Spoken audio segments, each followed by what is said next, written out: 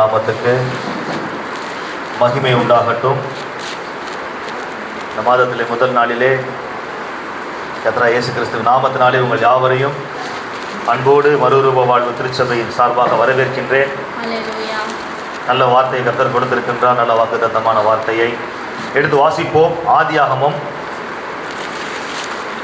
22ஆம் அதிகாரத்தை எடுத்துக்கொள்ளுங்கள். ஆதியாகமம் 22ஆம் அதிகாரம் 14வது வசனம். ஆபிரகாம் அந்த இடத்துக்கு யெகோவா ஈரே என்று பெயரிட்டான். யெகோவா ஈரே என்று பெயரிட்டான். அதனாலே கர்த்தருடைய பர்வதத்திலே பார்த்து கொள்ளப்படும் என்று இந்நாள் வரைக்கும் சொல்லப்பட்டு வருகிறது. கர்த்தருடைய பர்வதத்திலே பார்த்து கொள்ளப்படும் என்று இந்நாள் வரைக்கும் சொல்லப்பட்டு வருகிறது. அல்லேலூயா. அல்லேலூயா. கண்களை மூடுவோம். சர்வ வல்லமையுள்ள எங்கள் தேவனாகிய கர்த்தாவே, இந்த மாதத்திற்கும் எங்களுக்கு நீர் கொடுத்த அருமையான வாக்குத்தத்தத்திற்காக நன்றி. இந்த மாதத்திலே யெகோவா ஈரேவாக எங்களுக்கு நீர் வெளிப்பட போகிறதற்காக உமக்கு நன்றி. எல்லாவற்றையும் நீர் பார்த்துக் கொள்வீர். இயேசுவின் நாமத்தினாலே விசுவாசத்தோடு இந்த மாதத்தை நாங்கள் எதிர்பார்ப்போடு துவங்குகிறோம். பிதாவே, ஆமென். யெகோவா ஈரே, the Lord will provide. கர்த்தர் வழங்குவார், கர்த்தர் கொடுப்பார், கர்த்தர் தேவைகளை எல்லாம் சந்திப்பார், கர்த்தர் பார்த்து கொள்வார் என்று பல பரிணாமங்களிலே இந்த அர்த்தத்தை நாம் எடுத்துக்கொள்ளலாம். அவருடைய நாமம் யெகோவா ஈரே. கர்த்தர் என் தேவைகளை எல்லாம் சந்திப்பார், கர்த்தர் எல்லாவற்றையும் பார்த்து கொள்வார், அவர் எனக்காக யாவையும் செய்து முடிப்பார், அவர் எனக்காக ஏற்கனவே எல்லாவற்றையும் ஆயத்தம் செய்து வைத்திருக்கின்றார். அவர் யெகோவா ஈரே. இந்த மாதத்திலே கர்த்தர் உங்களுடைய தேவைகளை எல்லாம் சந்திப்பார், உங்களுக்காக எல்லாவற்றையும் அவர் பார்த்து கொள்வார். எத்தனை பேர் விசுவாசிக்கிறீங்க? இந்த மாதத்துல கர்த்தர் உங்களுடைய தேவைகளை எல்லாம் சந்திப்பார், உங்களுக்காக எல்லாமே அவர் பார்த்து கொள்வார். கர்த்தர் பார்த்து கொள்வார். கவலைப்பட வேண்டாம். கர்த்தர் என்ன பண்ணுவார்? உங்களுக்காக எல்லாவற்றையும் அவர் பார்த்து கொள்வார். பாருங்க, ஒருவேளை இந்த மாசத்துல இந்த துவக்கத்துல உங்களுடைய பொருளாதாரம் வீக்கா இருக்கலாம், பேங்க் பேலன்ஸ் நில் பேலன்ஸா இருக்கலாம். நான் சொல்றேன், கர்த்தர் பார்த்து கொள்வார். எத்தனை விசுவாசிக்கிறீங்க? கர்த்தர் நிச்சயமா பார்த்து கொள்வார். அவர் யெகோவா ஈரே. உங்க சரீரத்துல ஒரு சில பலவீனங்கள் இருக்கலாம், மெடிக்கல் ரிப்போர்ட் நெகட்டிவா சாட்சி கொடுக்கலாம், நெகட்டிவா இருக்கலாம். நான் சொல்றேன், கர்த்தர் அதையும் பார்த்து கொள்வார். இந்த மாதத்துல அவர் பார்த்து கொள்வார், அவர் சமாளிப்பார், அவர் சமாளிப்பார். உங்கள் எதிரிகள், உங்கள் சத்துருக்கள் உங்களுக்கு நெருக்கத்தை கொடுக்கலாம், உங்களுக்கு கொடுமைகளை கொடுக்கலாம். நான் சொல்றேன், அவர்களையும் கர்த்தர் என்ன பண்ணுவார்? பார்த்து கொள்வார். அவர் யெகோவா ஈரே. எல்லாவற்றையும் பார்த்து கொள்வார், எல்லாவற்றையும் அவர் பார்த்து கொள்வார். இந்த மாசத்துல இந்த கடனை நான் எப்படி அடைக்க போறேன், இந்த கொடுக்க வேண்டிய பணத்தை நான் எப்படி கொடுக்க போறேன், கவலைப்படாதீங்க, அவர் பார்த்து கொள்வார். கர்த்தர் நிச்சயமாகவே பார்த்து கொள்வார். உங்க ஆவிக்குரிய சரீர பிரகாரமான குடும்ப வாழ்வுக்கு தேவையான, பொருளாதார வாழ்வுக்கு தேவையான எல்லாவற்றையும் அவர் ஏற்கனவே ஆயத்தம் செய்து வைத்திருக்கின்றார். அவர் எல்லாவற்றையும் பார்த்து கொள்வார் என்று விசுவாசிக்கிறவர்கள் மாத்திரம் கரங்களை தட்டி கர்த்தரை மகிமைப்படுத்தி எல்லாவற்றையும் அவர் பார்த்துக் கொள்வார். நிச்சயமாகவே இந்த மாதத்திலே எல்லாவற்றையும் அவர் பார்த்து கொள்வார். இந்த வார்த்தையோட, இந்த வசனத்தோட, இந்த வாக்குத்தத்தோட பின்னணியை நான் சொல்றேன். கர்த்தர் ஆபிரகாமை நோக்கி, உன் ஏக சுதனை, உன் நேச குமாரனை மோரியா தேசத்திற்கு அழைத்து கொண்டு வந்து, அங்க நான் உனக்கு குறிச்சிருக்கிற ஒரு இடத்துல, அந்த மலையில நீ அவனை தகன பலியாக இட வேண்டும், பலியாக கொடுக்க வேண்டும் அப்படின்னு சொல்றார். பாருங்க, கிட்டத்தட்ட அவனுக்கு 25 வருஷமா பிள்ளை இல்லை. ஆண்டவர் வார்த்தை கொடுத்து 25 வருஷம் கழிச்சு அவனுக்கு பிள்ளை பிறக்குது. அப்படிப்பட்ட ஒரு பையன், அவனை ரொம்ப நேசிச்சிருக்கிறாங்க.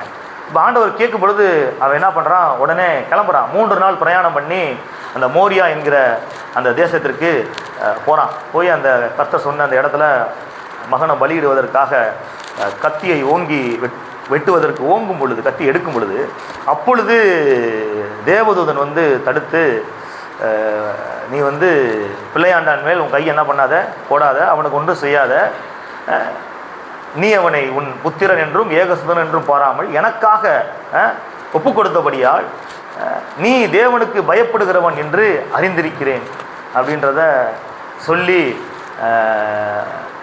ஈசாக்குக்கு பதிலாக ஒரு முட்புதரில், ஒரு புதருக்குள்ளே ஒரு ஆடு கொம்பு சிக்கி கிடந்தது. அந்த அந்த ஆட்டை ஈசாக்குக்கு பதிலாக அந்த ஆட்டுக்கிடாவை பலியாக கொடுக்கிற ஒரு நிகழ்வு. அப்பொழுதுதான் சொல்றான், கர்த்தர் யெகோவா ஈரே என்று அந்த இடத்துக்கு பெயரை வைக்கின்றான். அதாவது அவர் கர்த்தருடைய பர்வதத்திலே பார்த்து கொள்ளப்படும். இப்போ அவனுடைய பலிக்கான ஆடும் கிடைத்து விட்டது, பலியாக வேண்டிய அவசியம் இல்லாமல் ஈசாக்கு பதிலாக ஆடு கிடைத்து விட்டது. ஒரு ரீப்ளேஸ்மெண்ட் ஆண்டவர் என்ன பண்ணார், அந்த இடத்த செஞ்சார். என்ன செய்யறதுன்னு தெரியாது இருந்த நிலைமையில ஒரு ரீப்ளேஸ்மெண்ட்டை அவனுக்கு ஏற்படுத்தினார். பாருங்க, அவர் யெகோவா ஈரே. இந்த காலை வேளையில, இந்த மாசத்துல முதல் நாளிலே என்ன செய்யறதுன்னு தெரியாமல் நான் இங்கேருந்து உட்காந்துருக்கிறேன். எதிர்காலத்தை குறித்து, என் குடும்பத்தை குறித்து, என் பிள்ளைங்களை குறித்து, என் மனைவியை குறித்து, என் கணவனை குறித்து, என் வேலையை குறித்து என்ன செய்யறதுன்னு தெரியாமல் நான் உட்கார்ந்துருக்கிறேன்னா உங்களுக்கான பதில் யெகோவா ஈரே இருக்கிறார். கர்த்தராகிய இயேசு கிறிஸ்து இருக்கிறார். அவர் உங்களுக்காக யாவையும் செய்து முடிக்கிறவர். அவர் உங்களுக்காக யாவையும் பார்த்து கொள்கின்றவர். கர்த்தருடைய பர்வதத்திலே பார்த்து கொள்ளப்படும். பாருங்க, அந்த கர்த்தருடைய தூதனானவர் என்ன சொல்றான் அப்படின்னா, நீ தேவனுக்கு பயப்படுகிறவன் என்பதை நான் அறிந்து கொள்கிறேன். எப்படி? தான் நேசித்த குமாரனை விட தேவனை அதிகமாக அவன் நேசிக்கிறான். அவர் கேட்ட உடனே கொடுக்கறதுக்கு முன் வர்றான். அப்போ இந்த மனநலம் நம்மளுக்கு வேணும் பாரு. எல்லாவற்றையும் விட இயேசுவை அதிகமாக நேசிக்கின்ற அந்த சுபாவம் நம்மளுக்குள்ளே இருக்க வேண்டும் என்று கர்த்தர் விரும்புகிறார். கவனிங்க பாருங்க, ஆபிரகாமுக்கு தேவன் யெகோவா ஈரேவாக இருந்தார். ஆபிரகாமின் சந்ததிகளுக்கும் தேவன் யெகோவா ஈரேவாக வெளிப்பட்டார். ஆபிரகாமுக்கு மாத்திரமல்ல, ஆபிரகாமின் சந்ததிகளுக்கும் தேவன் யெகோவா ஈரேவாக வெளிப்பட்டார். வானத்திலிருந்து இஸ்ரவேல் மக்களுக்கு மன்னாவை உணவாக கொடுத்தார். கண்மலையிலிருந்து அவர்களுக்கு குடிக்க தண்ணீரை கொடுத்தார். கீழ்காற்றை அனுப்பி காடையை கொடுத்தார். அவர்களுடைய வஸ்திரங்கள் பழமையாய் போகவில்லை, அவர்களுடைய பாதரட்சை கூட தேய்ந்து போகவில்லை. அவர்களிலே பலவீனப்பட்டவன் ஒருவனும் இல்லை. வெள்ளியோடும் பொன்னோடும் அவர்களை புறப்பட பண்ணினார். அவர் யெகோவா ஈரேவாக அவர்களுக்கு இருந்தார். பாருங்க, இந்த மாதம் முழுவதும் கர்த்தர் உங்களுக்கு யெகோவா ஈரேவாக இருந்து உங்களுக்காக எல்லாவற்றையும் அவர் பார்த்து கொள்கிறவராக வெளிப்படுவார். எத்தனை விசுவாசிக்கிறீங்க? பாருங்க, அவர் உங்களுக்காக எல்லாவற்றையும் முன்கூட்டியே ஆயத்தம் செய்து வைத்திருக்கின்றார்.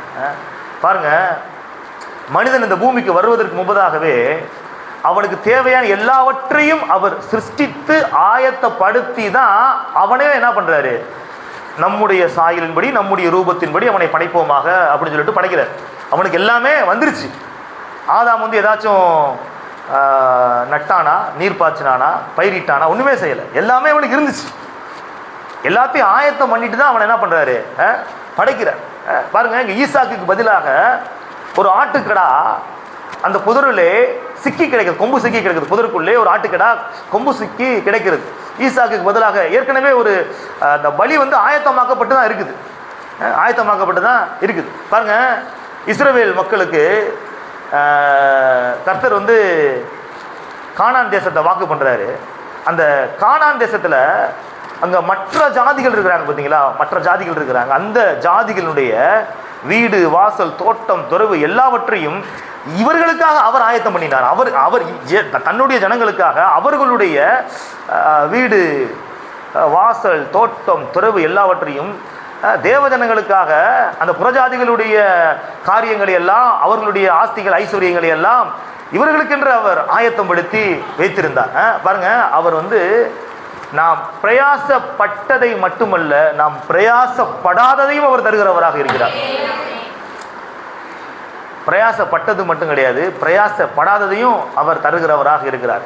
நீங்கள் படித்து பார்த்தீங்கன்னா உபாகமத்தில் 6ஆம் அதிகாரம் 10, 11 ஆகிய வசனத்தை படித்து பார்த்தீங்கன்னா, அவர்கள் கட்டாத வசதியான பெரிய பட்டணங்களையும், அவர்கள் நிரப்பாத சகல நல்ல வஸ்துக்களால் நிரம்பின வீடுகளையும், அவர்கள் வெட்டாமல் வெட்டப்பட்டிருக்கின்ற துறவுகளையும், அவர்கள் நடாத திராட்சை தோட்டங்களையும், ஒளியோ தோப்புகளையும் கர்த்தர் அவர்களுக்கு என்ன பண்ணார், கொடுத்தார். அவங்க எந்த பிரயாசமுமே படலை, அதை அவர்களுக்கு கொடுத்தார். நான் சொல்றேன், நீங்க பிரயாசப்படாததையும் கர்த்தர் உங்களுக்கு கொடுப்பார். எத்தனை விசுவாசிக்கிறீங்க? விழிப்பா கவனிங்க, விழிப்பா கவனிங்க. விழிப்பா கவனிங்க, கவனிங்க. நீங்கள் பிரயாசப்படாததையும் கர்த்தர் கொடுப்பார்.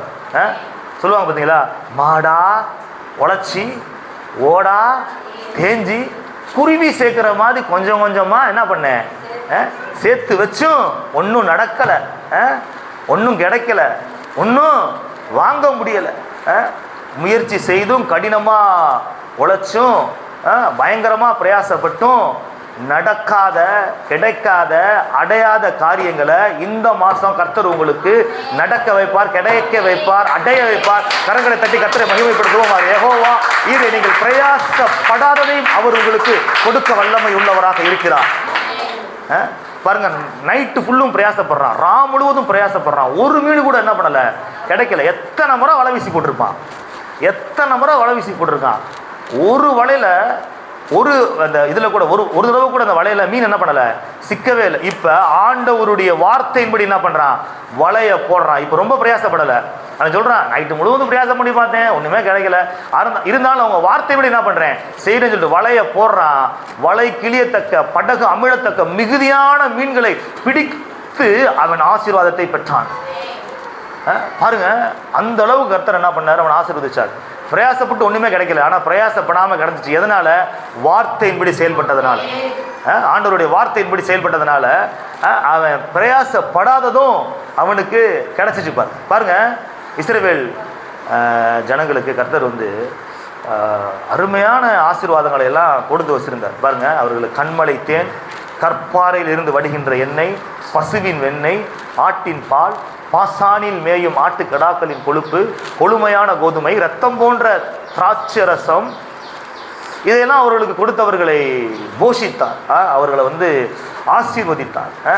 அந்த சுதந்திரித்து கொல்லப்பட்ட அந்த தேசத்தில் இந்த மாதிரி நன்மைகள் எல்லாம் ஆண்டவர்களுக்கு என்ன பண்ணார்னா கொடுத்தார். அந்த தேசத்தில் அவர்களுக்கு இதையெல்லாம் கொடுத்தார். பாருங்க, நான் சொல்கிறேன், உங்களுக்கு அவர் ஆயத்தமாக்கி வைத்திருக்கின்ற உச்சிதமான காரியங்களை நீங்கள் சுதந்திரித்து கொள்ளும்படியாக கர்த்தர் நிச்சயமாக அனுகிரகம் செய்வார்.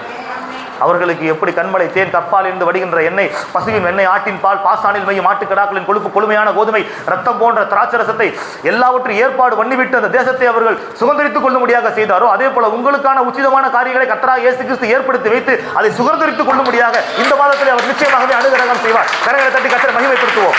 Glory to Jesus. உச்சிதமான காரியங்களை, உச்சிதமான நன்மைகளை நீங்கள் சுதந்திரித்துக் கொள்வீர்கள். கர்த்தர் ஆயத்தம் பண்ணி வைத்திருக்கின்றார். விசுவாசிங்க. பாருங்க, மாரா என்கிற இடத்திற்கு வர்றாங்க. மாரா என்கிற இடத்திற்கு வர்றாங்க. அந்த தண்ணீர் வந்து எப்படி இருக்குது, கசப்பா இருக்குது. கர்த்தர் வந்து மோசேக்கு ஒரு மரத்தை காண்பிக்கிறாரு. அந்த மரத்தை எடுத்து தண்ணிக்குள்ள போடும் பொழுது கசப்பான அந்த தண்ணீர் மதுரமாக மாறிவிட்டது, குடிக்கிறது மாதிரி மாறிடுச்சு. சரிங்களா?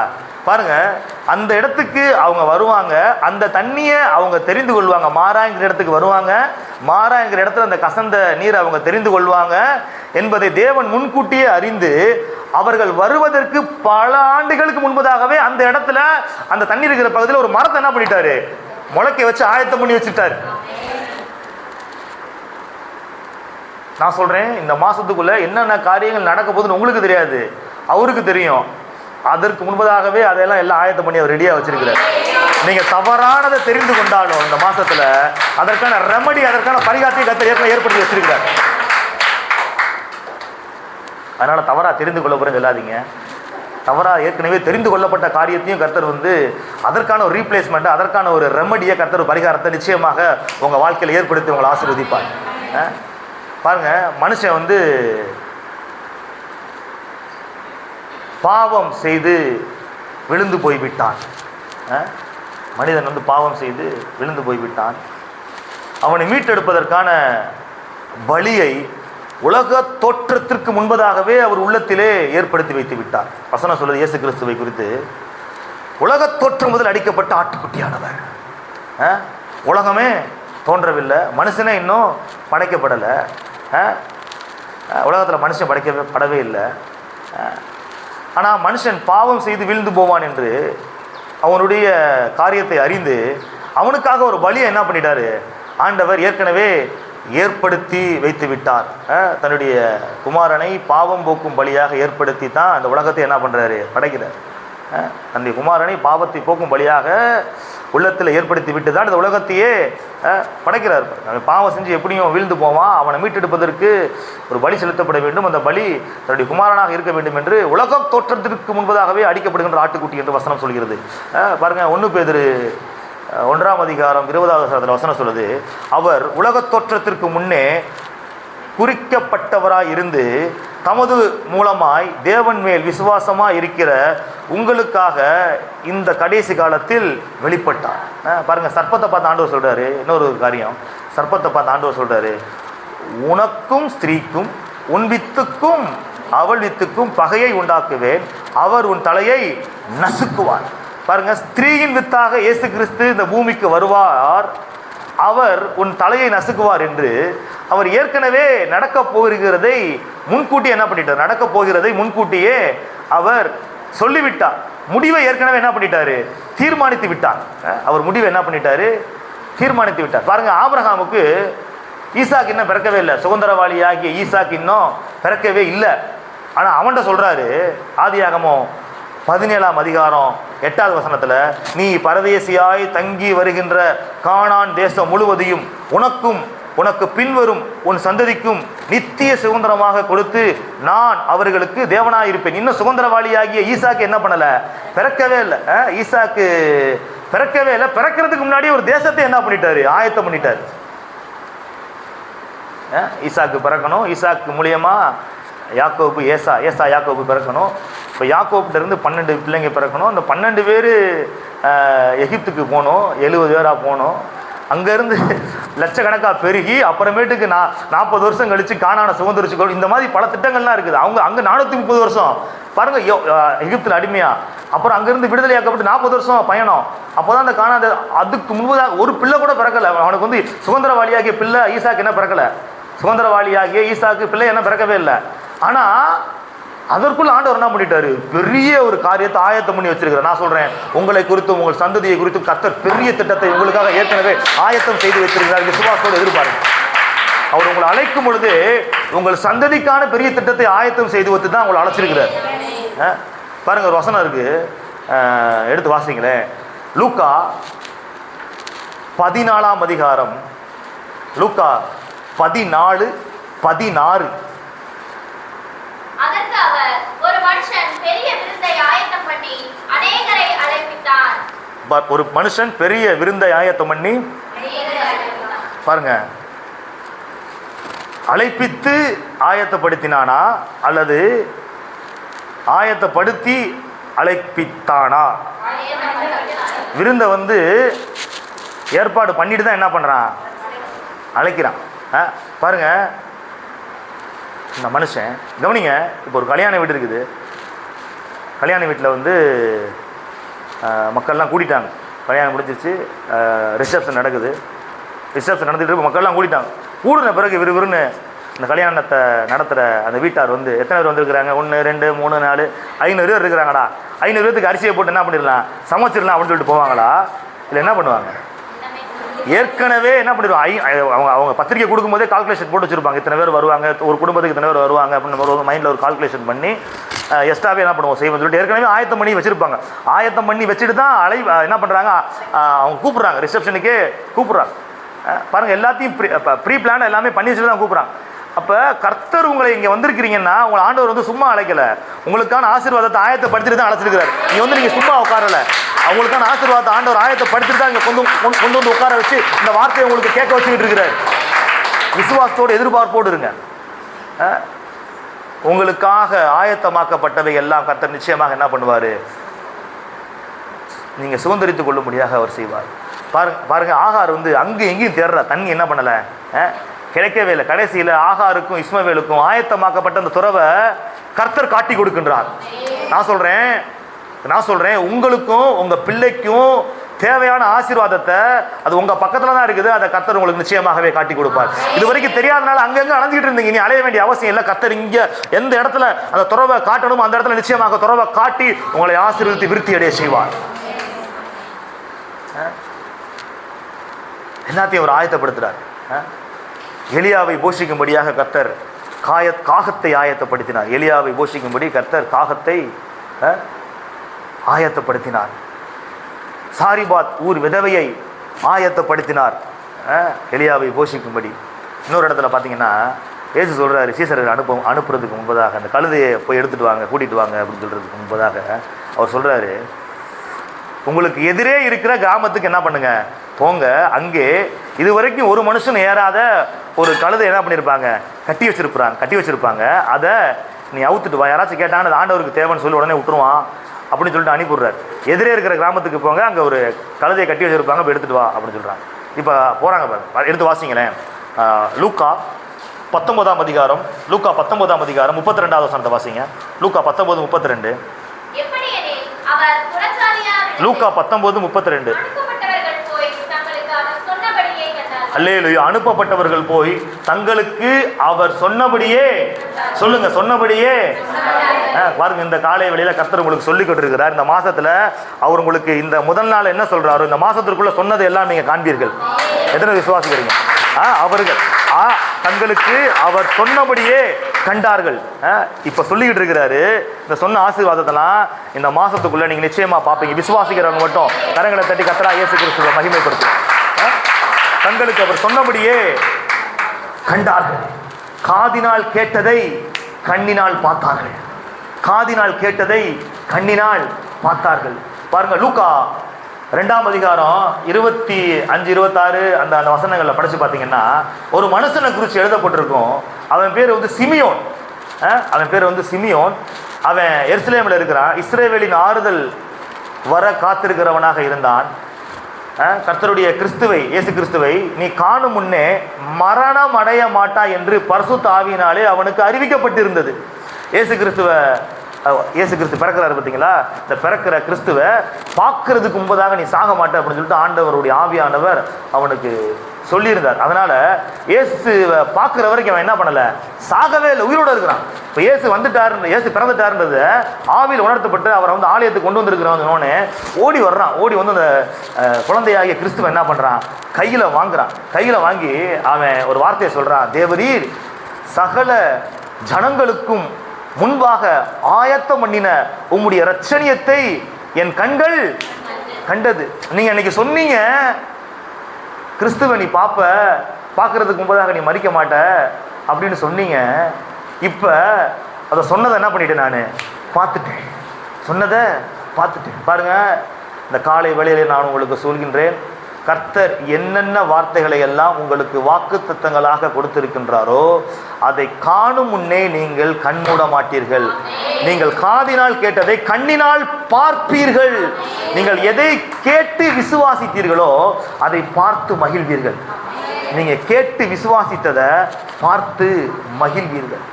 மனக்கண்ணிலே பார்த்ததை நீங்கள் மாம்ச கண்ணிலே நிச்சயமாக பார்ப்பீர்கள். மனக்கண்ணிலே பார்த்ததை மாம்ச கண்ணிலே நிச்சயமாக நீங்க பார்ப்பீங்க.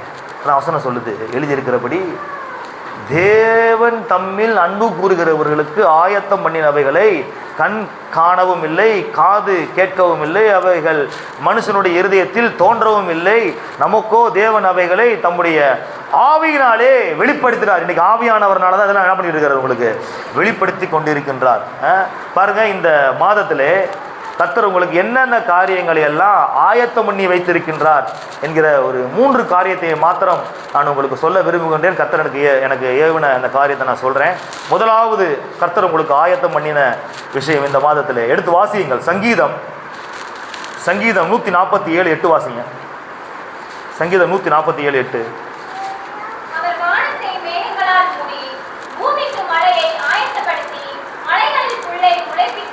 அல்லேலூயா. இந்த மாதத்திலே கர்த்தர் ஒரு ஆசீர்வாதமான மழையை உங்களுடைய வாழ்க்கையிலே ஆயத்தம் செய்து வைத்திருக்கின்றார். ஒரு ஆசீர்வாதமான மழையை கர்த்தர் இந்த மாதத்திலே உங்களுக்கு ஆயத்தம் பண்ணி வைத்திருக்கிறார். உங்கள் வாழ்க்கையிலே இதுவரைக்கும் முளைக்காத, இதுவரைக்கும் துளிரிடாத, இதுவரைக்கும் தரிசாக இருக்கிற காரியங்கள் எல்லாம் இந்த மாதத்திலே கர்த்தர் மழையை பெய்ய பண்ணி முளைக்க வைக்க போகின்றார். இதுவரைக்கும் முளைக்கவே இல்லை, அதோட முடிஞ்சு போச்சு அப்படி நினச்சிக்கிட்டு இருக்கிறீங்களா? ஒரு மழையை பெய்ய பண்ணி அதையெல்லாம் முளைக்க வைக்க போகின்றார். எடுத்து வாசிங்க. எசேக்கியல் 34ஆம் அதிகாரம் 26வது வசனம். எசேக்கியல் 34ஆம் அதிகாரம், எசேக்கியல் 34 26. நான் அவர்களையும் என் மேட்டின் சுற்றுப்புறங்களையும் ஆசீர்வாதமாக்கி ஏற்ற காலத்திலே மழையை பெய்ய பண்ணுவேன். அல்லேலூயா. ஏற்ற காலத்திலே மழையை பெய்ய பண்ணுவேன். ஆசீர்வாதமான மழை பெய்யும். அல்லேலூயா. சொல்லுங்க, ஆசீர்வாதமான மழை ஆசீர்வாதமான மழை தேவன் இந்த மாதத்திலே என் வாழ்க்கையிலே பெய்ய பண்ணுவார். கரங்களை தட்டி கர்த்தரை மகிமைப்படுத்துவோம். Glory to Jesus. பாருங்க, ஒரு சில இடம் பார்த்தீங்கன்னா அப்படியே ட்ரையாக இருக்கும். ஒரு சில நிலப்பரப்பு பார்த்தீங்கன்னா ட்ரையாக இருக்கும். திடீர்னு மழை பெய்ஞ்சிச்சுன்னா பச்சை பச்சைன்னு பசுமையாக மாறி, என்னடா இது வரைக்கும் ட்ரையாக இருந்துச்சு, திடீர்னு பார்த்தா பச்சை பச்சைன்னு மாறிடுச்சு. ஏன்னா ஒரு சில மழை பெய்யும் பொழுது முளைக்காத இடத்துல என்ன பண்ணிடுது, முளைக்க ஆரம்பிச்சிருது. அது வரைக்கும் அந்த இடம் வந்து எம்டி லேண்டாக இருந்துச்சு. இப்போ பார்த்தா பசை பசைன்னு இருக்குது. ஒரு 10 நாள் கழிச்சு பார்த்தா பச்சை பசைன்னு இருக்குன்னா மழை பெஞ்சிருக்கு. மழை பெஞ்சிருக்கு. பாருங்க, கர்த்தர் அவ்விதமாக உங்களுடைய வாழ்க்கையிலே இந்த மாதத்திலே அற்புதமாய் ஆசீர்வாத மழையை பெய்ய பண்ணி முளைக்காத காரியங்கள் எல்லாம் முளைக்க வைப்பாராக. துளிர்விடாத காரியங்களை எல்லாம் துளிர்விட வைப்பாராக. பாருங்க, எலியா காலத்தில் 3 வருஷம் என்ன பண்ணலை, மழையே பெய்யவே இல்லை. 3 வருஷம் மழை பெய்யவே இல்லை. இப்போ 3 வருஷம் கழித்து கர்த்தர் என்ன பண்ணுறாரு, மழையை கொடுக்குறார். நான் சொல்கிறேன், பல காலமாக வராத நீங்கள் பெறாத ஆசீர்வாதத்தை ஆசீர்வாத மழையின் மூலமாக இந்த மாதத்திலே கர்த்தர் கொடுக்க போகிறார். ஆசீர்வாத மழையின் மூலமாக கொடுக்க போகிறார். அந்த ஆசீர்வாத மழை உங்கள் வாழ்க்கையில் இல்லாத ஆசீர்வாதங்களை கொண்டு வரும். அந்த ஆசீர்வாத மழை நீங்கள் விரும்புகின்ற ஆசீர்வாதங்களை உங்கள் வாழ்க்கையில் முளைக்க செய்யும். அந்த ஆசீர்வாத மழை நீங்கள் ஏங்கின காரியங்களை நிச்சயமாக உங்களுக்கு கொடுக்கும். அந்த ஆசீர்வாதமான மழை உங்கள் சரீரத்தில் இருக்கிற பலவீனங்களையும் நோய்கள் நிச்சயமாகவே நீக்கி போடும். அந்த ஆசீர்வாதமான மழை உங்கள் தரித்திரத்தை போக்கும், உங்கள் கடன் பிரச்சனையை நீக்கும். அப்படிப்பட்ட ஆசீர்வாதமான ஒரு மழையை கர்த்தர் இந்த மாதத்தில் உங்களுக்கு ஆயத்தம் பண்ணி வைத்திருக்கின்றார். பல ஆண்டுகளாக சுகமாகாமல் இருக்கக்கூடிய வியாதிகளையும் கர்த்தர் தன்னுடைய ஆசீர்வாத மழையினால் சுகமாக்குவார். கிட்டத்தட்ட 38 வருஷம் ஒருத்தன் பெதஸ்தா குளத்தருகிலே படுத்து கிடக்குறான். சரீரத்தில் பலவீனமா, குணமே ஆகலை. இயேசு 38 வருட அந்த பலவீனத்தை என்ன பண்ணார், நீக்கி சுகம் கொடுத்தார்.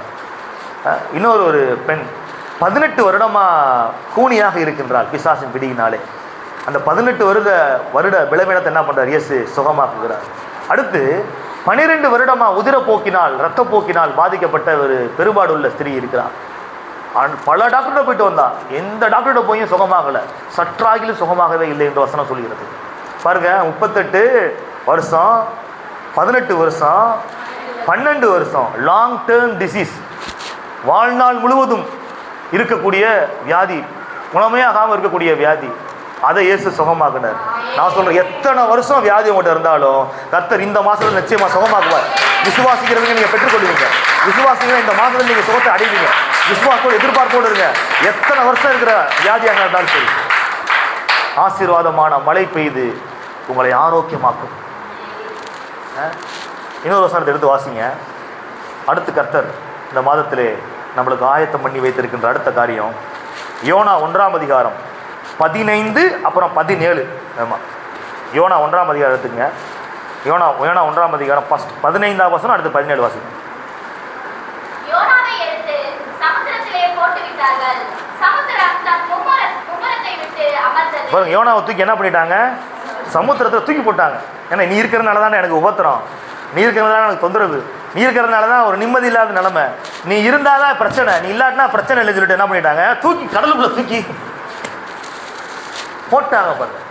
பாருங்க, ஒரு சில நேரத்தில் மற்ற மனிதர்கள் நம்மளை இப்படி தான் என்ன பண்ணுறாங்க, நம்மளை வந்து அப்படி தான் பார்க்குறாங்க. நம்மளை வந்து ஆசீர்வாதமாக பார்க்கல, நம்மளை வந்து சாபமாக பார்க்குறாங்க, நம்மளை வந்து ஒரு உதவியாளர்களாக பார்க்கல, உபத்திரவமாக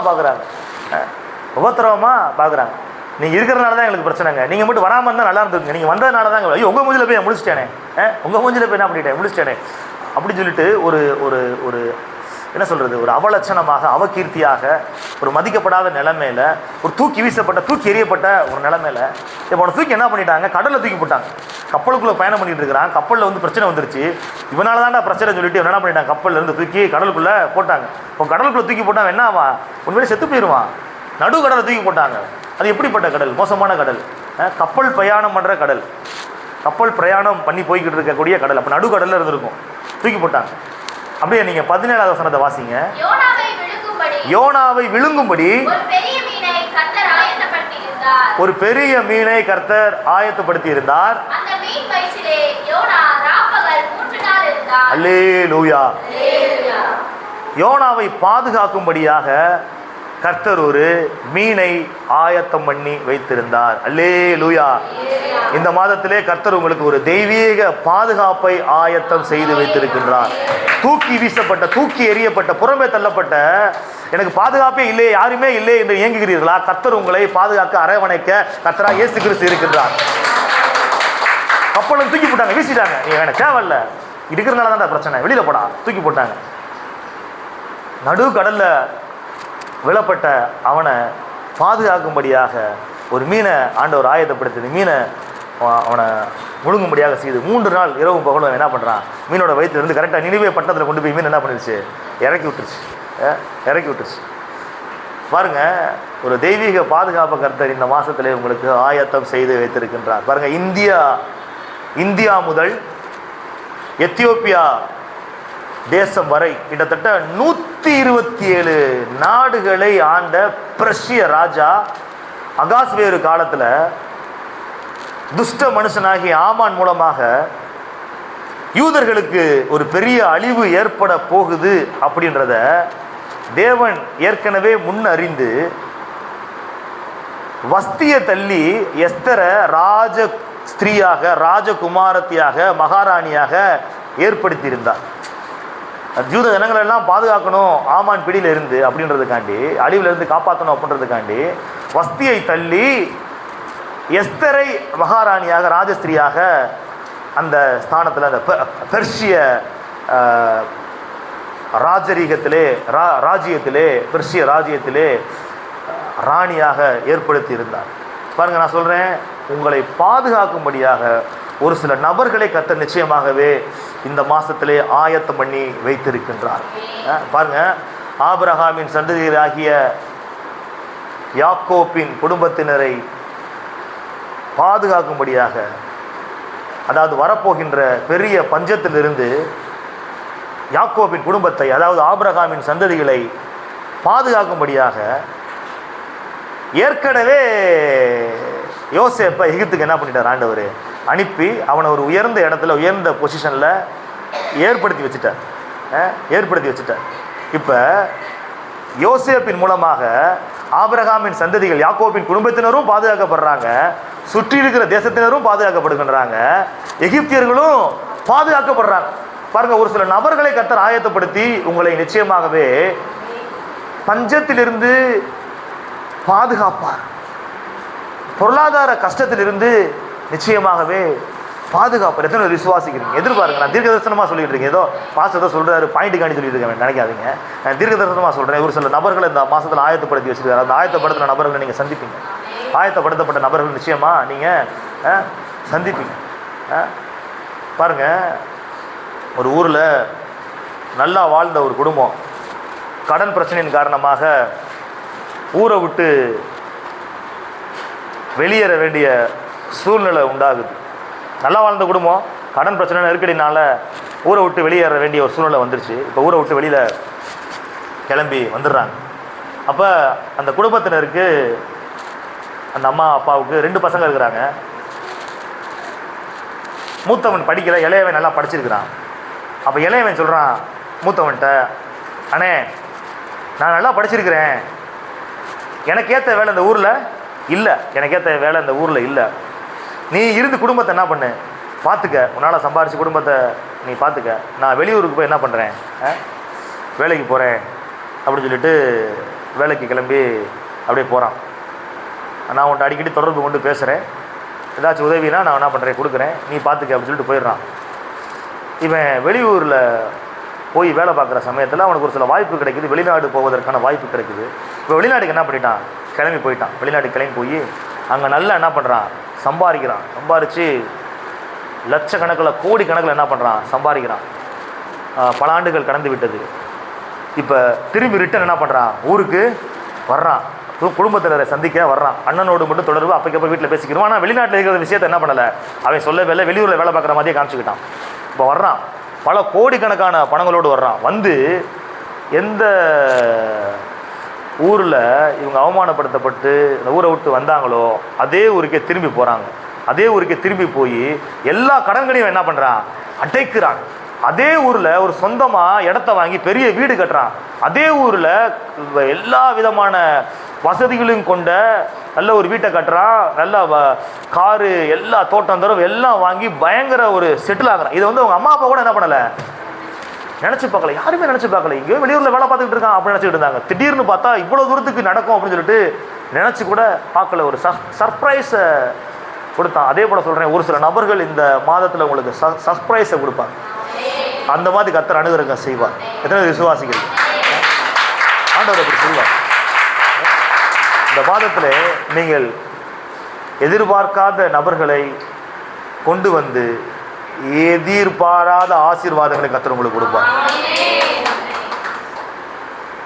எதிர்பாராத நபர்களை கொண்டு வந்து எதிர்பாராத ஆசீர்வாதங்களை கர்த்தர் நிச்சயமாகவே கொடுப்பார். அடுத்து கர்த்தர் உங்களுக்கு இந்த மாதத்திலே ஆயத்தம் பண்ணி வைத்திருக்கின்ற அடுத்த காரியம் எடுத்து வாசியுங்கள். சங்கீதம் 80 8, 9 ஆகிய வசனங்களை வாசியுங்கள்.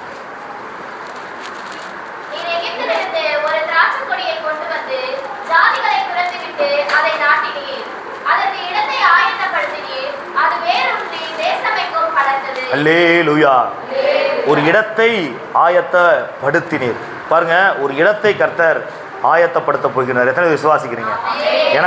எனக்கான ஒரு இடத்தை கர்த்தர் என்ன பண்ண போறாரு, ஏற்படுத்த போகின்றார். அது வீடாக இருக்கலாம், அல்லது புதிய வேலையாக இருக்கலாம், அல்லது புதிய ஒரு கான்ட்ராக்டாக இருக்கலாம், அல்லது ஒரு புதிய ஒரு பொசிஷனாக இருக்கலாம், ஒரு புதிய பிளேஸாக இருக்கலாம், எது வேணாலும் இருந்துட்டு போகலாம். ஒரு புதிய ஒரு இடத்தை கர்த்தர் இந்த மாசத்திலே உங்களுக்கு கொடுக்க போகின்றார். நான் மறுபடியும் சொல்றேன், அது ஒரு புதிய வீடாக இருக்கலாம், அல்லது ஒரு புதிய வேலையாக இருக்கலாம், அது ஒரு புதிய கான்ட்ராக்டாக இருக்கலாம், அல்லது புதிய பிளேஸாக இருக்கலாம், புதிய பொசிஷனாக இருக்கலாம்.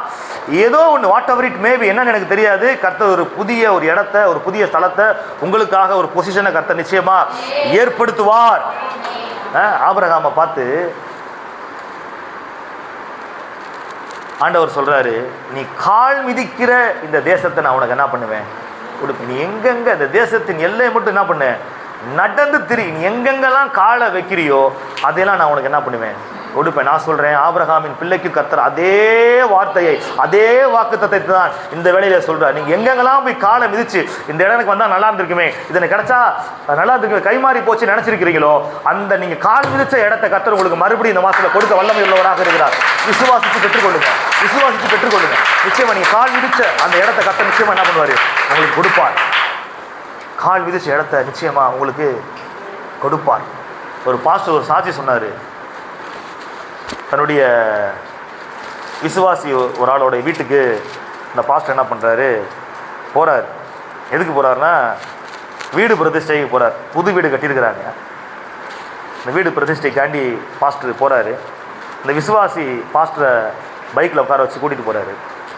கூட்டிகிட்டு போகும்போது ஒரு பழைய வீட்டை காமிக்கிறாராம் இந்த விசுவாசி.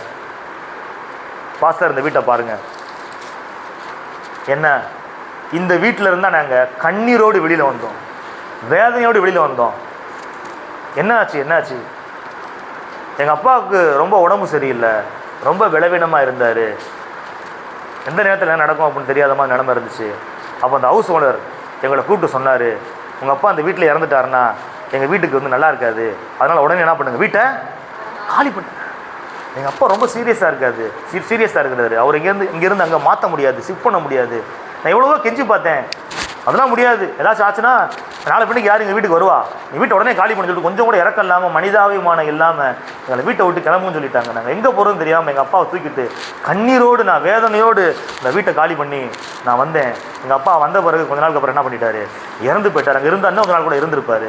அதுக்கப்புறம் நான் ஆண்டவர்கிட்ட சொல்லி அழுதேன், ஆண்டவரே இனிமே நாங்கள் வாடகை வீட்டுக்கு போகக்கூடாது. இதே நிலைமை நாளைக்கு எங்கள் அம்மாவுக்கு ஏற்படலாம், இதே நிலைமை எனக்கு ஏற்படலாம். இந்த மாதிரி நிலைமை வரவே கூடாது. எங்களுக்கு ஒரு சொந்த வீட்டை கொடுங்க ஆண்டவரேன்னு சொல்லிட்டு நான் வைராக்கியமாக ஜெபிச்சேன். கர்த்தர் எனக்கு சொந்த வீட்டை கொடுத்து நான் ஆசீர்வதிச்சார். எனக்கு சொந்த வீட்டு தான் நம்ம போய்கிட்டு இருக்கிறோம் பிரதிஷ்டை பண்ணுறதுக்கு அப்படின்னு சொல்லிட்டு சொன்னானாம் பாருங்க. நான் சொல்கிறேன், அதே போல் ஒரு சில ஹவுஸ் ஓனர்னால, வீட்டு ஓனர்னால நீங்கள் அவமானப்படுத்தப்பட்டிருக்கலாம், அல்லது உங்கள் சொந்தக்காரங்களாலே நீங்கள் துரத்தப்பட்டிருக்கலாம். நான் சொல்கிறேன், கர்த்தர் உங்களுக்கு வந்து சொந்த வீடு நிச்சயமாக கொடுப்பார். வீடு வாசல் இல்லாதவர்களுக்கு கர்த்தர் நிச்சயமாகவே வீடு வாசலை ஏற்படுத்தி கொடுக்கின்ற தேவனாக இருக்கின்றார். ஏற்படுத்தி கொடுப்பார். எத்தனை விசுவாசிக்கிறீங்க? உங்கள் கண்ணீருக்கெல்லாம் அவர் பதில் நிச்சயமாக கொடுப்பார். விசுவாசத்தோடு இருங்க, எதிர்பார்த்துக்கிட்டே இருங்க, நன்மைகள் நிச்சயமாக நடக்கும். பாருங்க, அடுத்து கர்த்தர் உங்களுக்காக ஆயத்தம் பண்ணி வைத்திருக்கின்ற அடுத்த காரியம் எடுத்து வாசியுங்கள். சங்கீதம் 23:5. சங்கீதம் 23:5.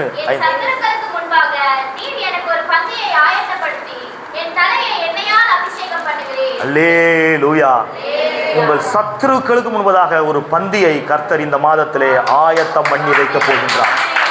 உங்கள் சத்துருக்களுக்கு முன்பதாக, உங்கள் எதிரிகள் மத்தியிலே, உங்களை எதிர்க்கிறவர்கள் மத்தியிலே, நீங்கள் வாழக்கூடாது, நீங்கள் அழிஞ்சு போகணும், நீங்கள் வளரக்கூடாது, நீங்கள் வீழ்ந்து போகணும் அப்படின்னு எதிர்பார்க்கிறவங்க மத்தியில் உங்களுக்கு ஒரு பந்தியை ஆயத்தம் பண்ணி உங்களை ஆசீர்வதிக்க போகின்றார். தாவீது அப்படிதான் என்ன பண்ணாரு செஞ்சார். சொந்த சகோதரர்களால், சொந்த வீட்டாரால் புறக்கணிக்கப்பட்டு புறமே தள்ளப்பட்டு சாப்பாட்டு கூட அவனை கூப்பிடல, அவனை ஒதுக்கி வச்சிட்டாங்க. இப்போ சாமுவேல் சொல்கிறான், அவன் வந்தாதான் நானே சாப்பிடுவேன், அவன் தான் கர்த்தரால் தெரிந்து கொள்ளப்பட்ட மனுஷன் அப்படின்னு சொல்லிட்டு சகோதரர்கள்லாம் அவனை சத்துருவா நினைக்கிறாங்க. இப்போ சகோதரர்கள் மத்தியில் நிற்க வச்சு அபிஷேகம் பண்ணி விருந்த கொடுக்குறாரு. யோசேப்புக்கு அதே போல தான், குழியில் தள்ளப்படுறான், சகோதரர்களால் இரத்த பந்தங்களினால் புறக்கணிக்கப்படுறான். அவனை கர்த்தர் எகிப்து தேசம் முழுவதுக்கும் அதிபதியாக மாற்றுகிறார். பாருங்க, அது மட்டும் கிடையாது, அவன் மேலே அபாண்டமான பழி சுமத்தப்படுகிறது. அபாண்டமான பழி சுமை சுமத்தப்படுகின்றது, பழிச்சொல் சுமத்தப்படுகின்றது. எல்லாரும் சத்துருக்களாக தான் இருக்கிறாங்க, அவனை சுற்றி நன்றி கெட்டவங்களாக தான் இருக்கிறாங்க. அவன் மூலமாக நன்மை பெற்றவன் கூட நன்மை செய்யலை அவனுக்கு. பாருங்க, அப்படிப்பட்ட நிலைமையில கர்த்தர் அவனை உயர்த்தி ஆசீர்வதித்தார். சத்துருக்கள் முன்பதாக ஒரு உயர்வை, ஒரு பந்தியை தாவீதுக்கு ஏற்படுத்தினார், யோசேப்புக்கு ஏற்படுத்தினார், மோசேக்கும் ஏற்படுத்தினார். அவர்கள் புறக்கணித்த, உன்னை யார் எங்கள் மீது அதிகாரியாக வைத்தது, நீ யார் என் மேல அதிகாரம் செலுத்துறதுக்கு, நீ யாரு அப்படின்னு கேட்ட அந்த மோசேய மெய்ப்பனாக, இரட்சகனாக அந்த இஸ்ரவேல் ஜனத்திற்கு, எந்த இஸ்ரவேல் ஜனங்கள் மோசையை புறக்கணித்தார்களோ அந்த இஸ்ரவேல் ஜனத்திற்கு, அந்த சொந்த ஜனத்திற்கு இரட்சகனாக மோசேயை கர்த்தர் அனுப்பினார். சத்துருக்களுக்கு மத்தியிலே ஒரு பந்தியை ஏற்படுத்துகின்றவராக இருக்கின்றார். பேதுரு இயேசுவை மறுதலிச்சுட்டு ஓடுறான், இயேசுவை மறுதலிச்சுட்டு ஓடுறான். ரொம்ப அசிங்கமாக இருந்திருக்கும், சின்ன பிள்ளைகிட்டலாம் மறுதலிச்சுட்டு ஓடுறான். பாருங்க, ஒரு ஒரு ஒரு ஒரு ஒரு ஒரு பயம் நிறைந்த ஒரு மனிதனாக காணப்பட்டான். பாருங்க, அப்போ அது மட்டும் கிடையாது, உயிர்த்தெழுந்த இயேசு அந்த ஒரு பூட்டி அறைகள் வர்றாரு. அப்போ பூட்டப்பட்ட அறைகள் அவங்க என்ன பண்ணிட்டு இருக்கிறாங்க, இருந்து பயந்து இருக்கிறாங்க, வெளியில் வரவே இல்லை, பயத்தோடு இருக்கிறாங்க. ஏன்னா யூதர்கள் எல்லாம் அவர்களுக்கு சத்துருக்களாக இருக்கிறாங்க.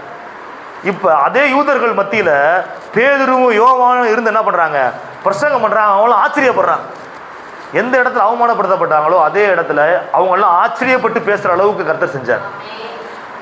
கர்த்தர் செஞ்சார் பாருங்க. அவர் உங்களுக்கும் செய்ய வல்லவராக இருக்கிறார். பாருங்க, எனக்கு ஒரு ஃப்ரெண்டை தெரியும், ஒரு நண்பர். அவர் வந்து ஒரு கம்பெனியில் வந்து சேல்ஸ் எக்ஸிக்யூட்டிவாக ஒர்க் பண்ணார்.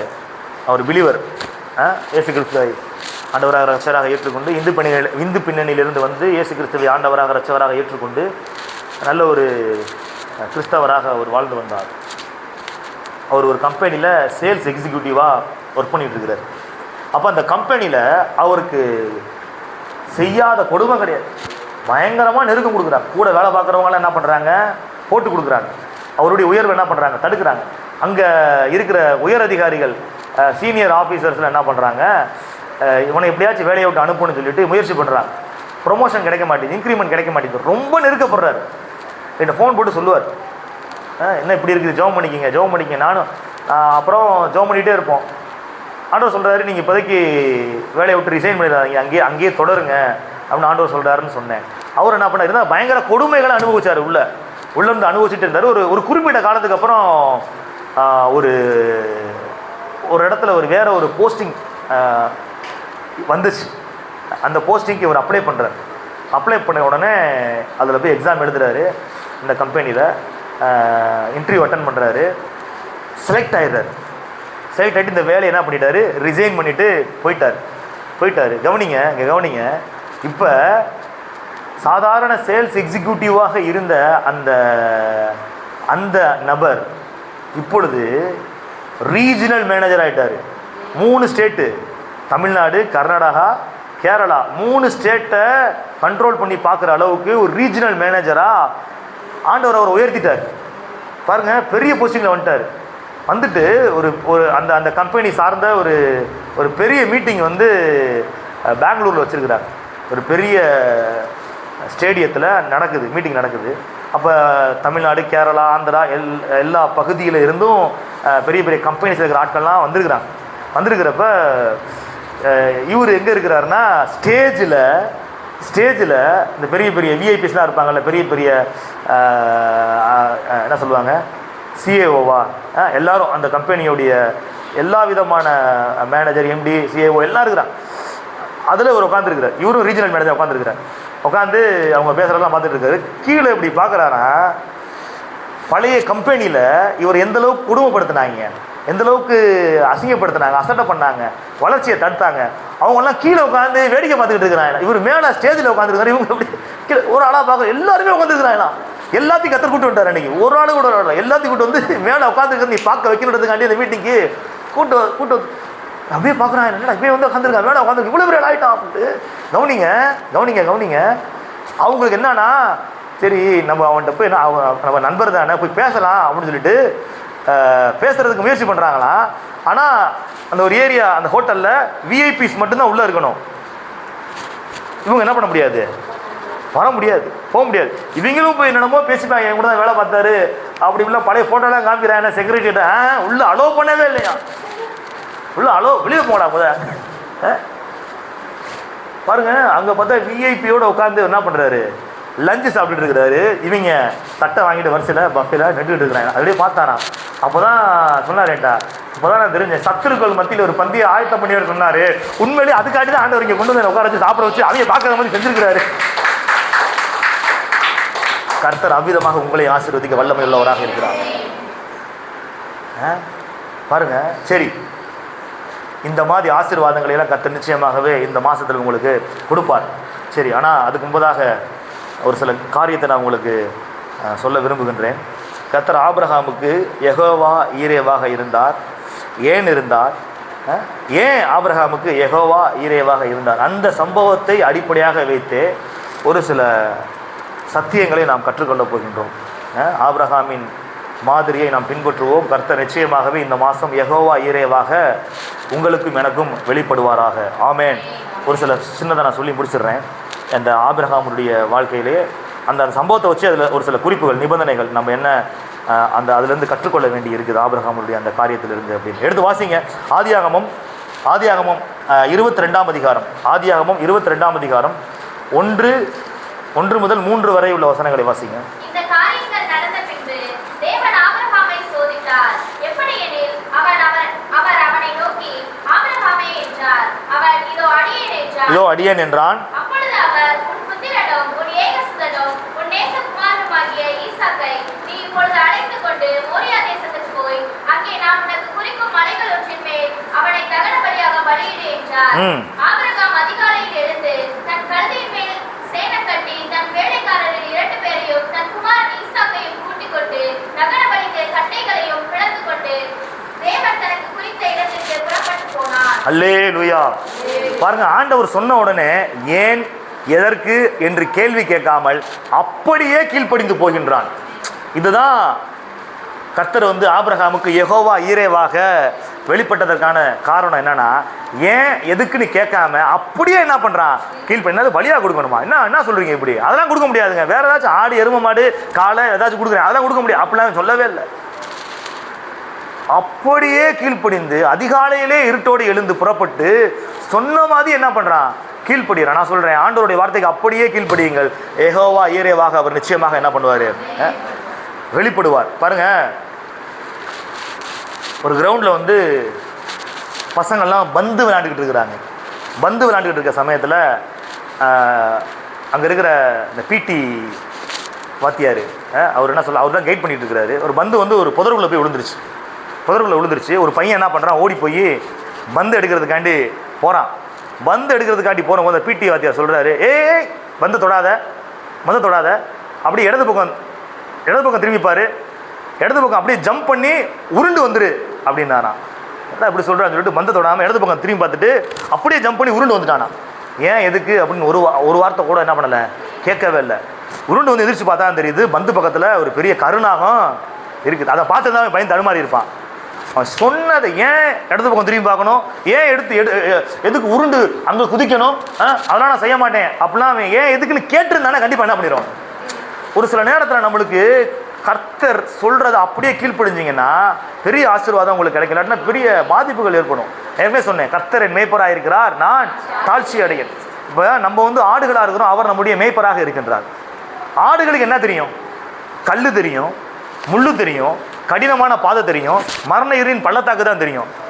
இப்படியே போயிட்டே இருப்போம். ஆனால் மேய்ப்பனுக்கு தூரத்தில் இருக்கிற பசுமையான நிலம் தெரியும், தூரத்தில் இருக்கிற தண்ணீர் தடாகம் தெரியும். ஆடுக்கு என்ன தெரியாது, தூரம் தெரியாது, பக்கம் தான் தெரியும். அப்போ தூரத்தில் இருக்கிறதுக்கு மேய்ப்பனுக்கு தான், தூரத்தில் இருக்கிறத மேய்ப்பனுக்கு தான் தெரியும். அதனால நம்ம ஆண்டவருடைய வார்த்தைக்கு அப்படியே கீழ்ப்படிஞ்சோம்னா அந்த பசுமையான இடத்துக்கு, அந்த தண்ணீர் தடாகத்துக்கு அவரே கொண்டு போயிடுவார். ஏன் எதுக்கு அப்படின்னு கேள்வி கேட்டுட்டு இருக்கக்கூடாது. ஆண்டவருடைய வார்த்தை, ஆண்டவரே பேசும், அடியேன் கேட்கிறேன். கேட்டா கர்த்தர் என்ன பண்ணுவார், நிச்சயமா அற்புதத்தை செய்வார், யெகோவா ஈரேவாக வெளிப்படுவார். அடுத்து அப்படியே 2ஆம் அதிகாரம் 2-3 ஆகிய வசனத்தை வாசிங்களேன். அப்பொழுது அவர், உன் புத்திரனும் உன் ஏகசுதனும் உன் நேசகுமாரனுமாகிய ஈசாக்கை நீ இப்பொழுது அழைத்துக் கொண்டு மோரியா தேசத்துக்கு போய் அங்கே நான் உனக்கு குறிக்கும் மலைகள் ஒன்றின் மேல் அவனை தகன பலியாக பலியிடு என்றார். ஆபிரகாம் அதிகாலையில் எழுந்து தன் கழுதையின் மேல் சேணை கட்டி தன் வேலைக்காரரில் 2 பேரையும் தன் குமாரன் ஈசாக்கையும் கூட்டிக் கொண்டு தகன பலிக்கு கட்டைகளையும் பிளந்து கொண்டு தேவன் தனக்கு குறித்த இடத்திற்கு புறப்பட்டு போனார். பாருங்க, குறிக்கும் மலைகள் ஒன்றின் மேல் அவனை தகன பலியாக இடு என்கிறார். அவனும் தேவன் தனக்கு குறித்த இடத்திற்கு புறப்பட்டு போனான். கவனிங்க, குறித்த இடம், குறித்த இடத்துக்கு போனாதான் குறித்த ஆசீர்வாதம் கிடைக்கும். இவன் மோரியா தேசத்துக்கு போகாம பக்கத்தில் ஏதாச்சும் ஒரு தேசத்துக்கு போயிருந்தான் அப்படின்னாலோ, அல்லது மோரியா தேசத்துக்கு போய் குறித்த இடத்துல பலியிடாம வேற இடத்துல பலியிடுறதுக்கு போயிருந்தான் அப்படின்னா அந்த இடத்துல ஆடு கண்டிப்பா இருந்திருக்காது. ஈசாக்குக்கு பதிலாக ஆடு அங்கே என்ன இருக்காது, இருந்திருக்காது. ஈசாக்கை தான் பலியிட்டு வந்திருக்கணும். அதனால என்ன சொல்றேன்னா, தேவன் குறித்த இடத்திலே நீங்கள் இருங்கள், கர்த்தர் யெகோவா ஈரேவாக உங்களுக்கு அவர் வெளிப்படுத்துவார். உங்கள் தேவைகளை யாவையும் அவர் என்ன பண்ணுவார், சந்திப்பார். பாருங்க, எலியாவை கர்த்தர் கேரித் ஆத்தங்கரைக்கு போ அப்படின்றார். அது கேரித் ஆற்றங்கரைக்கு போ அப்படின்றார். எங்கே ஏதாச்சும் ஹோட்டலில் போய் தங்குங்க, ஏதாச்சும் ஒரு ரெஸ்டாரண்ட்டில் போய் தங்குங்கன்னா சாப்பிட்றது ஏதாச்சும் கிடைக்கும். ஆத்தங்கரையில் போய் உட்காந்து சாப்பிடவா?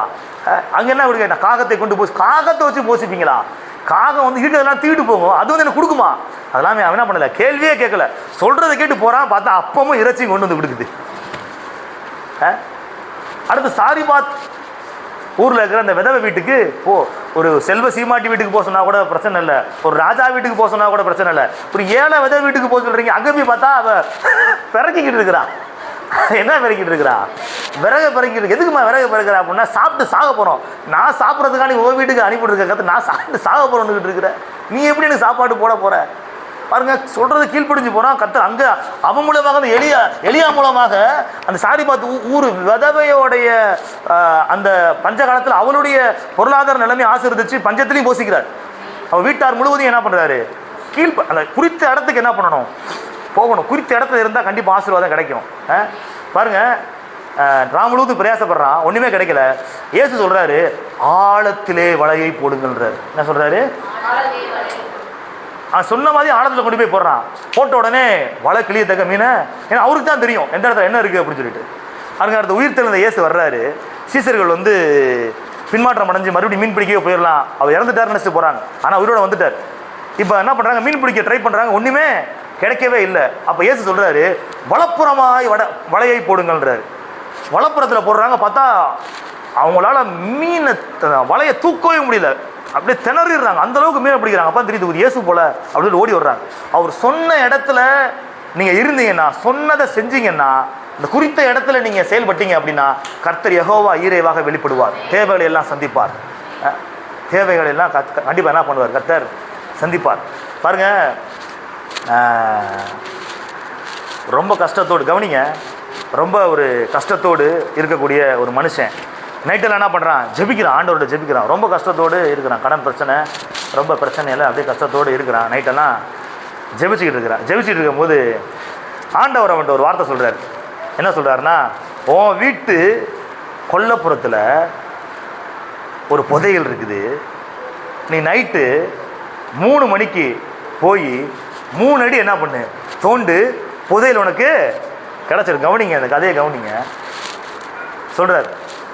அப்போ அவன் மனசில் வச்சுருக்கிறான், சரிங்க ஆண்டவரே, நான் நைட்டு 3 மணிக்கு போய் 3 அடி நீங்கள் சொன்ன இடத்துல தோண்டுறேன். தோண்டுனா புதையல் கிடைக்குன்றீங்கல்ல? ஆமாம், ஒரு புதையல் கிடைக்கும். ஒரு பெரிய பானை இருக்கும், அந்த பானை நிறையா பொற்காசுகள் இருக்கும். அதை வச்சு நீ என்ன பண்ண, உன் கடனை எல்லாம் தீர்த்து விடு, செல்வமாய் வாழ் அப்படின்னு சொல்லிட்டு ஆண்டவர் சொன்னாராம். இவன் மனசுக்குள்ளே வச்சுருக்காம தன்னுடைய நண்பர்கள் 3 விதத்தில் சொல்கிறான். தன்னுடைய நண்பர்கள் 3 விதத்தில் சொல்கிறான், இந்த மாதிரி எங்கள் வீட்டுக்கு கொல்லைப்புறத்தில் புதையல் இருக்குதுன்னு ஆண்டவர் என்கிட்ட பேசினார், நேற்று தரிசனத்தில் பேசினார் அப்படின்னு. அப்படியா அப்படின்னு சொல்லிட்டு இவங்க அப்படி கண்டுக்கிறாத மாதிரி அப்படி இருந்துட்டானுங்க. இவன் படுத்துட்டான். பாருங்க, முதல் நண்பன் இவனுக்கு தெரியாமல் கொல்லப்புறத்துக்கு நைட்டு என்ன பண்ண, செவரியை குதிச்சு 12 மணிக்கு போகிறான். 12 மணிக்கு போய் 3 அடி குழியை தோண்டி பார்க்குறான். ஒன்றுமே கிடைக்கல. ஐயோ ஒன்றுமே கிடைக்கலையா அப்படின்னு சொல்லிட்டு, சே அது ஏதோ கனவு கண்டு விளையாடிருப்பான் போல, அவன் பேச்சை கட்டி நம்ம பாட்டு தோண்டிட்டேன் வேடா அப்படின்னு சொல்லிட்டு போயிட்டானா. இரண்டாவது நண்பன் 1 மணிக்கு வர்றான். அவன் வந்து என்ன பண்ணுறான், பார்க்குறேன் ஏற்கனவே ஒரு குழி கிடக்குது, எவனோ தோண்டி எடுத்துகிட்டு போயிட்டான் போல, சரி நம்மளுக்கு ஏதாச்சும் கிடைக்குதா அப்படின்னு சொல்லிட்டு 3 அடி தோண்டி பார்க்குறான். ஒன்றுமே கிடைக்கல. சரி எடுத்துகிட்டு போயிட்டான் போல அப்படின்னு சொல்லிட்டு அவன் போயிடுறான். அடுத்து 2 மணிக்கு ஒருத்தன் வர்றான். அவன் வந்து பார்க்குறான் 6 அடி குழி, எவனையோ புதைக்கிற மாதிரி தோண்டி வச்சுருக்கிறாங்க. 6 அடி குழி. சரி நம்ம ஏதாச்சும் கிடைக்குதான்னு பார்ப்போம்னு சொல்லிட்டு தேடி தோண்டி பார்க்குறான். 3 அடி தோண்டி பார்க்குறான். ஒன்றுமே கிடைக்கல. சே எல்லாமே போச்சே, ஏமாற்றிட்டாங்க போல அப்படின்னு சொல்லிட்டு செவரியை குச்சி ஓடி போயிட்டான். இப்போ நம்பாள் குறித்த நேரத்தில் குறித்த இடத்துக்கு கரெக்டாக 3 மணிக்கு ஆண்டவரே நான் போகிறேன் ஆண்டவர் சொல்லிட்டு போய் பார்க்குறான். 9 அடி குடி இருக்கு உள்ள. ஹலோ யாராச்சும் உள்ளே இருக்கிறீங்களான்னு கேட்குறேன். யாருமே 9 அடி அப்படியே ரொம்ப மனசு ஏமாந்துட்டான். சே நம்ம 3 பேர்த்தில் சொன்ன 3 பேரும் என்ன பண்ணியிருக்காங்க, வந்து தோண்டி பார்த்து ஆளுக்கு ஒரு 3 பானையை தூக்கிட்டு போயிட்டாங்கடா, நம்மளுக்கு ஒன்றுமே இல்லைன்னு சொல்லிட்டு இப்படி துக்கத்தோடு போனானா. அப்போ ஆண்டவர் உணர்த்தினாரான், ஏய் நான் அவன்கிட்ட என்ன சொன்னேன், 3 அடி தோண்ட சொன்னேன்ல, 3 அடி தோண்டி பாரு போய் அப்படின்னா. ஒன்று அந்த 9 அடி குழிக்குள்ளே கையை விட்டு தோண்ட ஆரம்பிச்சானா. 3 அடி தோண்டோன்னு ஒரு பெரிய பானை இருந்துச்சான். தூக்கி பார்த்தா அந்த பானை நிறையா தங்க காசு. பானை நிறையா மொத்தம் எத்தனை அடி தோண்டி இருக்கிறாங்க? 4 12. ஆக்சுவலாக 12 அடியில் தான் தங்கம் என்ன பண்ணியிருக்குது, இருந்துருக்குது. நீ 3 மணிக்கு போனேன்னா உனக்கா எல்லாமே என்ன பண்ணியிருப்பாங்க, ஏற்பாடு பண்ணி ஈஸியாக தோண்டிட்டு வந்துடலாம். இல்லாட்டி நீ 12 அடி தோண்டி இருக்கணும். அதுதான் குறித்த நேரம் குறித்த இடத்துல நீங்கள் இருந்தீங்கன்னா லகுவாக ஆசீர்வாதங்களை நீங்கள் அள்ளி கொள்ளுவீங்க. கரங்களை தட்டி கர்த்தரை மகிமைப்படுத்துவீங்க. கடைசியாக ஒரே ஒரு வசனத்தை மட்டும் நான் வாசித்து விட்டு முடிக்கிறேன். ஆதியாகமம் 22 5-7 வாசம். 5-7.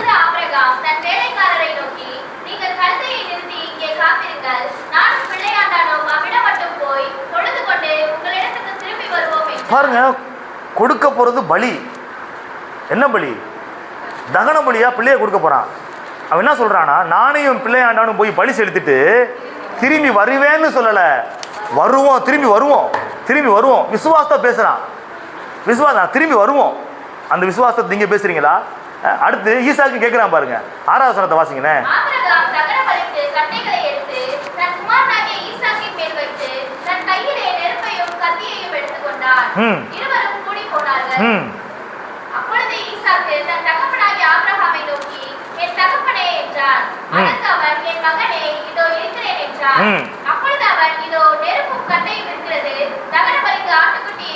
நெருப்பும் கட்டை இருக்குது, தகன பலிக்கான ஆட்டுக்குட்டி எங்க அப்படின்னு கேட்கிறான்.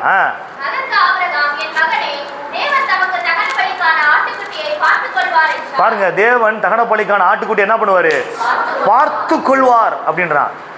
அவன் தேவனை குறித்து நெகட்டிவா பையன்ட்ட என்ன பண்ணல, சொல்லவே இல்லை. டே என்னடா இப்படி கேட்டுக்கிட்டு இருக்கிற, ஒன்னதாண்டா அவர் பலியா கொடுக்க சொல்லியிருக்கிறாரு, ஒரு மோசமான வர்றா அப்படின்னு அவன் சொல்லவே இல்லை. நம்மளாதான் என்ன பண்ணியிருப்போம், சொல்லி கொடுத்துருப்போம். ஆனால் கர்த்தர் நல்லவர் என்கிற அறிவு அவனுக்கு இருந்துச்சு. சொல்கிறான், தகன பணிக்கான ஆட்டுக்குட்டியை கர்த்தர் என்ன பண்ணுவார்? வேலைக்காரங்கிட்டே அப்படி தான் சொல்லிட்டு வரான். நானும் என் பையனை போய் பலி செலுத்தி திரும்பி வருவோம். இங்கே பையன் கேட்குறான், என்னப்பா பலிக்கான ஆட்டுக்குட்டி எங்கப்பா அப்படின்னு கேட்டால், கர்த்தர் அதை பார்த்துக்கொள்ள விசுவாசத்தை என்ன பண்ணுறான், பேசுகிறான். கர்த்தர் பார்த்து கொள்வார். நீங்கள் என்ன பண்ணுங்க, விசுவாசத்தை என்ன பண்ணுங்க, பேசுங்க. அதான் பவுல் சொல்கிறான், விசுவாசித்தேன் அதெல்லாம் பேசுகிறேன். தாவீது சொன்னது தான் பவுல் அங்கே மென்ஷன் பண்ணுறதை நம்ம பார்க்குறோம். விசுவாசித்தேன் அதனால் பேசுகின்றேன். கவனிங்க, விசுவாசத்தை என்ன பண்ணணும், பேசணும். எபிரேயர் 13:5-6 ஆகிய வசனத்தை படித்து பார்த்தோம்னா, நான் உன்னை விட்டு விலகுவதும் இல்லை, உன்னை கைவிடுவதும் இல்லை என்று அவர் சொல்லி இருக்கிறாரே, ஆதலால் நாம் தைரியம் கொண்டு கர்த்தர் எனக்கு சகாயர், நான் பயப்படேன், மனுஷன் எனக்கு என்ன செய்வான் என்று சொல்லலாமே. தைரியம் வாயை திறந்து என்ன பண்ணுங்க, சொல்லுங்க. கர்த்தர் என்னை விட்டு விலகுவதும் இல்லை, என்னை கைவிடுவதும் இல்லை, எனக்கு விரோதமாக உருவாக்கப்படுகிற எந்த ஆயுதம் வாய்க்காமல் போகும், மனுஷன் எனக்கு விரோதமாக என்ன செய்வான் நான் சொல்லுவேன். சொல்லணும் சொல்லணும், அதை எதிர்பார்க்குறார். சங்கீதம் 91:2-3 ஆகிய வசனத்தை படித்து பார்த்தீங்கன்னா, நான் கர்த்தரை நோக்கி நீர் என் அடைக்கலம், என் கோட்டை, நான் என் தேவன், நான் நம்பி இருக்கிறவர் என்று சொல்லுவேன். அவர் என்னை வேடருடைய கண்ணிக்கும் பாழாக்கும் கொலை நோய்க்கும் தப்புவிப்பார். நான் சொல்லுவேன், அவர் என்ன பாதுகாப்பார். சொல்லணும், வாயை திறந்து சொல்லணும். என்னாகமத்தில் படித்து பார்த்து, என்னாகமம் எடுத்து வாசிங்க. என்னாகமம் 14ஆம் அதிகாரம் 28 வாசிங்களேன்.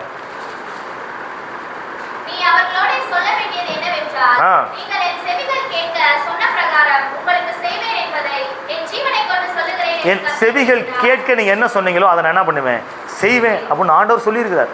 அப்போ நம்ம வாயின் வார்த்தைகள் எவ்வளவு முக்கியமானதாக இருக்குது பாருங்க. அந்த தாவீது சொல்றான், சிங்கத்தின் கைக்கும் கரடியின் கைக்கும் என்னை தப்புவித்த தேவன் இந்த பெலிஸ்தியனுடைய கைக்கு என்ன பண்ணுவார், என்ன தப்புவிப்பார். தப்புவிப்பார். விசுவாசம் என்ன பண்றான், பேசுறான். யோனாவும் அப்படிதான் தன்னுடைய விசுவாசம் என்ன பண்றான், மீனின் வயிற்றுக்குள்ள இருக்கிற அந்த யோனா பேசுறான், பர்வதங்களின் அடிவாரங்கள் பரியந்தம் இறங்கினேன், பூமியின் தாழ்பால்கள் என்றென்றைக்கும் என்னை அடைக்கிறதா இருந்தது, ஆனாலும் என் தேவனாகிய கர்த்தாவே நீர் என் பிராணனை அழிவுக்கு தப்புவித்தீர் அப்படின்னு சொல்றான். கர்த்தர் மீனுக்கு கட்டளை இடுகிறார், அது யோனாவை கரையிலே கக்கிவிட்டது என்று நாம் பார்க்கிறோம். அப்போ விசுவாசத்தை நம்ம என்ன பண்ணணும், பேச வேண்டும். விசுவாசத்தை நம்ம பேச வேண்டும். கடைசியாக உபாகமம் 20ஆம் அதிகாரம் 4வது வசனம். உபாகமம் 20ஆம் அதிகாரம் 4வது வசனம்.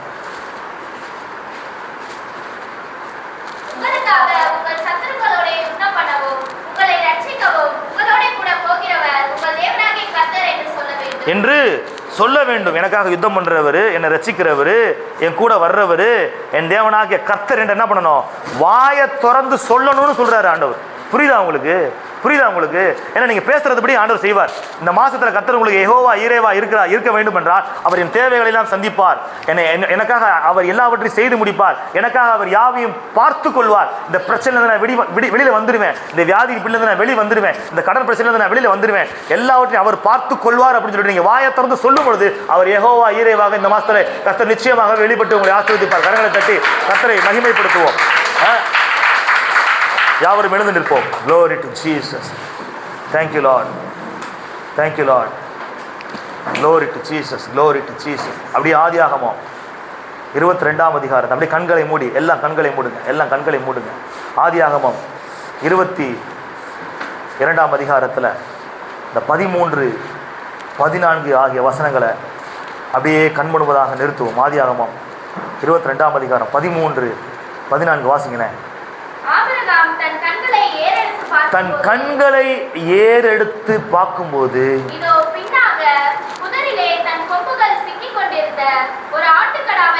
ஒரு ஆட்டுக்கடாவை கண்டான்.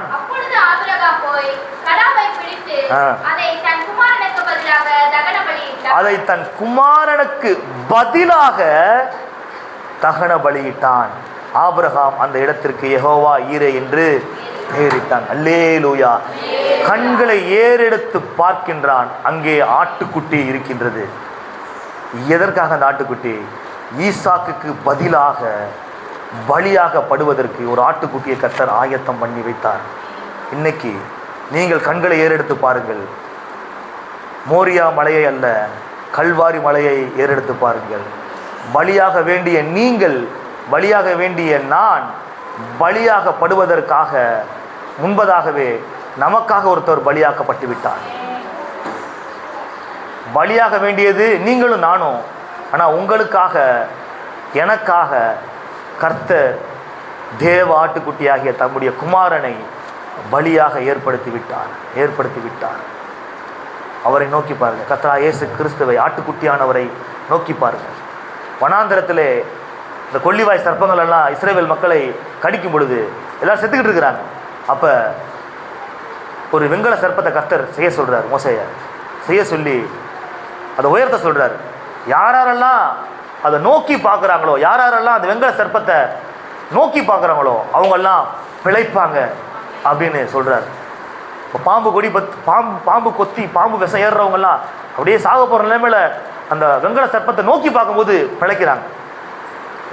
அந்த வெண்கல சர்ப்பம் கல்வாரி சிலுவையிலே உங்களுக்காக எனக்காக சாபமாக தொங்கின கர்த்தராகிய இயேசு கிறிஸ்துவுக்கு அடையாளமாக இருக்கிறது. வனாந்தரத்திலே சர்ப்பமானது மோசேயினால் உயர்த்தப்பட்டது போல மனுஷகுமாரனும் உயர்த்தப்பட வேண்டும் அப்படின்னு இயேசு சொன்னார். அவரை நோக்கி பாருங்க. கர்த்தராகிய இயேசு கிறிஸ்துவுடைய கல்வாரியை நோக்கி பாருங்க. பலியாக வேண்டியது நான், எனக்காக இயேசு பலியானார்.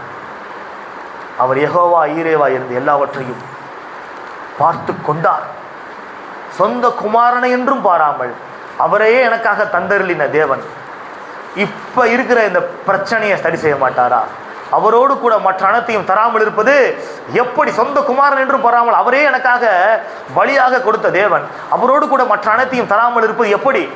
இந்த மாசத்துல கர்த்தர் நிச்சயமாகவே யெகோவா ஈரேவாக இருந்து உங்கள் தேவைகளை எல்லாம் சந்திப்பார், உங்கள் குறைவுகளை எல்லாம் நிறைவாக்குவார், உங்களுக்காக யாவையும் பார்த்து கொள்வார், உங்களுக்காக யாவையும் செய்து முடிப்பார். கரங்களை தட்டி கர்த்தரை மகிமைப்படுத்தி நன்றி சொல்லி, ஆண்டவரே உமக்கு நன்றி நன்றி நன்றி நன்றி.